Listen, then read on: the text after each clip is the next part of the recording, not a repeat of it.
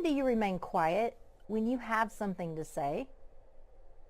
How often do you ignore your intuition when you need to really take action? How often do you hold back when you know it's time to move forward? Have you gone years without even asking yourself the questions about what you want and what you like, who you are and who you're not?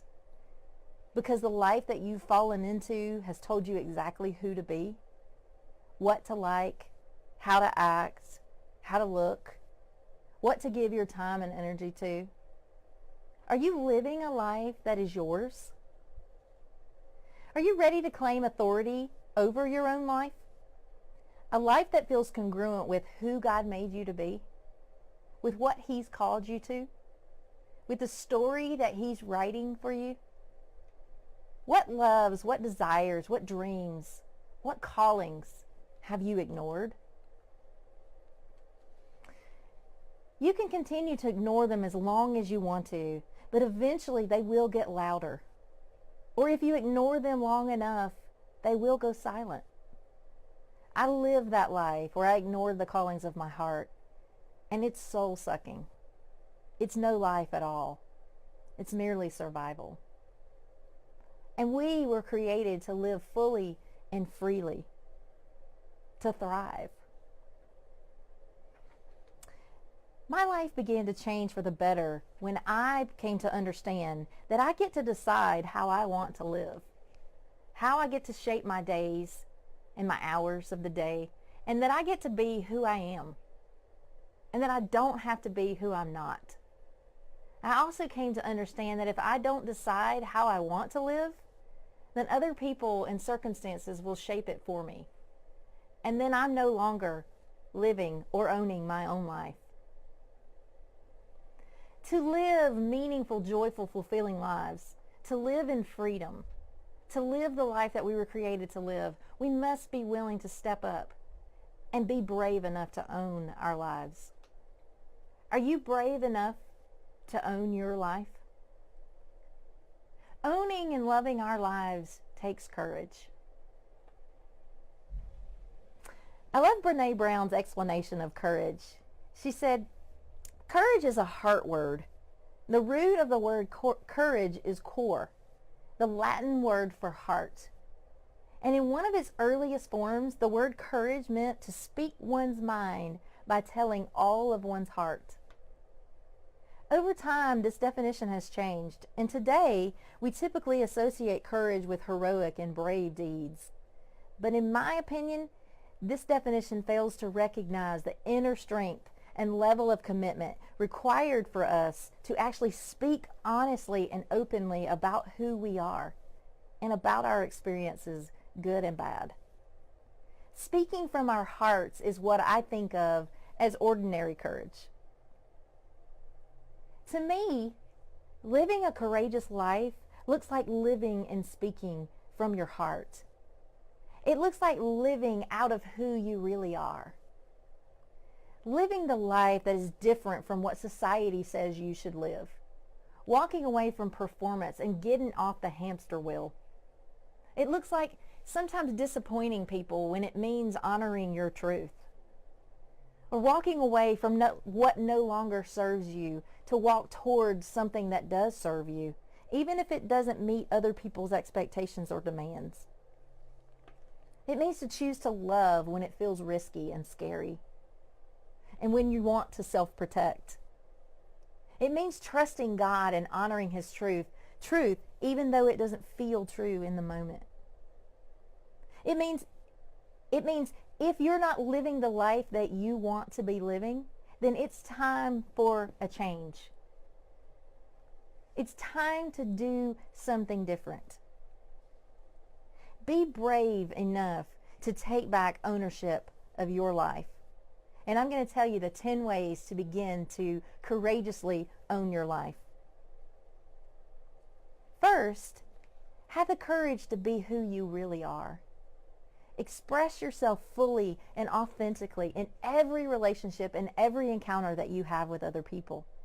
Give up pretending anything other than who you are. There is nothing more valuable and more attractive than just being you. Secondly, have the courage to use your voice. Ask for what you want. Don't expect others to read your mind. Learn to clearly communicate your desires.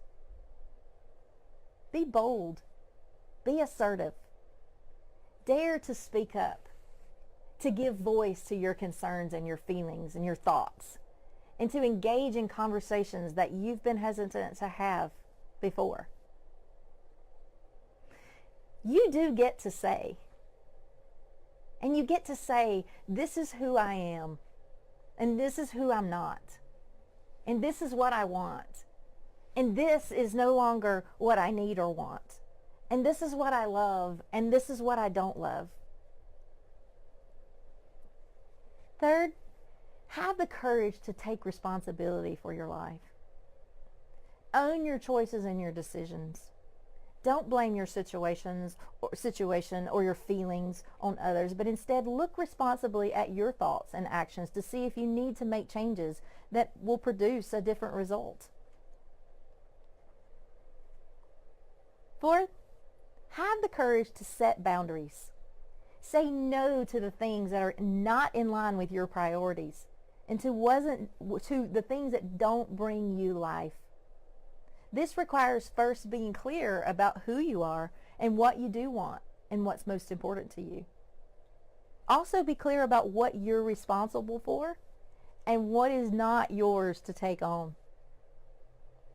5, have the courage to forgive yourself and others.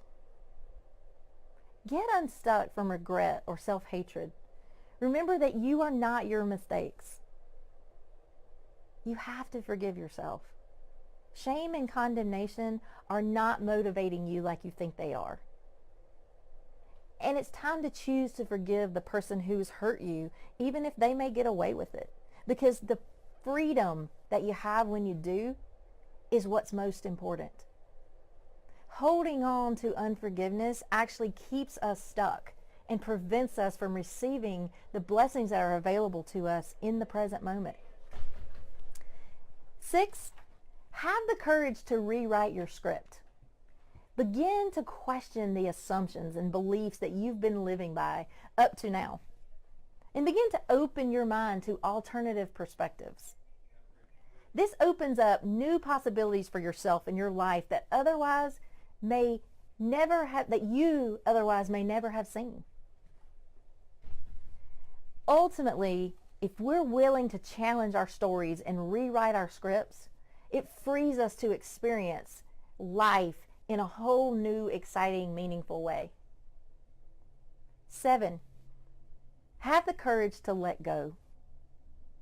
We like to feel in control, and we resist what we can't control. And this results in our struggle and our suffering. Letting go of what we can't control allows us to move into the flow of life where peace and wisdom and love and blessings are available to us.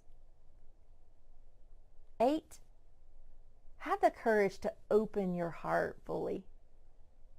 Experience the joy and the fulfillment that comes from connecting with others openly, intimately, and compassionately. Let down your defenses. Begin to make yourself vulnerable. Drop the barriers that are creating the distance between you and others and that are isolating you from others. And begin to just let yourself be known fully. Number 9, have the courage to dream bigger. Dare to dream. Allow your dream to rise up in you. Because your dream was placed inside of you by your Creator, and it is your seed to water and grow. And don't let fear or distraction or doubt keep you from connecting with what it is that you really want for yourself and for your life. And 10, have the courage to boldly step into action. Nothing changes if nothing changes. It's Step boldly out of your comfort zone and do something different. Trade procrastination and excuses for a commitment to make a move in the direction of what you do want, or away from what is no longer serving you, or what you no longer want. Be confident in your action, knowing that God and the universe as He created it will honor and support you, and that the wisdom, the direction, and the resources that you need will show up in your path in the perfect time, exactly when you need them, in abundance. So today, I ask you, will you choose to courageously take back ownership of your life?